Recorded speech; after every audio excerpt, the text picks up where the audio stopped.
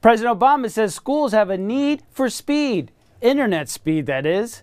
And here to talk about is Wall Street Journal reporter Caroline Porter, who joins Digits from Chicago. Caroline, how you doing? Good, thank you. How are you doing? All right. So explain to us what it is that President Obama is proposing. Well, he has this new initiative. It's called Connect Ed.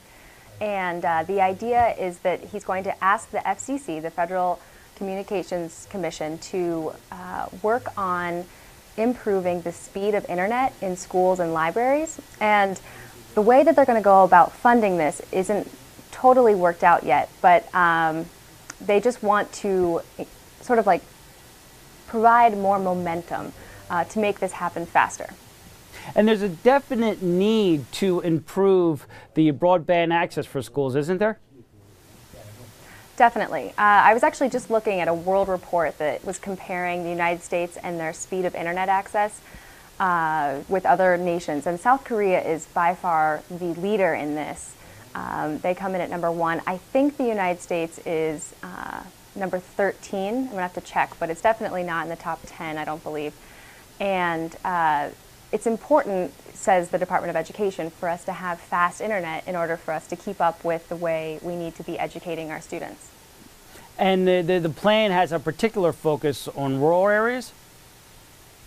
Is that true? Yes, it's true that there's more emphasis on rural areas because those are the areas that have the least amount of internet access right now. And so they're the ones who need the most help. You had mentioned before that there's still some debate as to how all this will be paid for. What are some of the theories that are being discussed? Well, one option is there's something called the E-rate, which is used to fund internet access in schools and libraries right now. And the idea would be that the FCC could just uptick the price 40 cents per month for the average owner of a long-distance phone line. And it would be about $5 a year, and that would go to hopefully expand the internet connection to 99% of all students around the country in the next 5 years. And how long will it take for all this to happen? Well, the idea is that they could make it happen within the next 5 years. Okay. And is this one of those issues that will likely receive universal support, or is there some people that have some concerns about this program?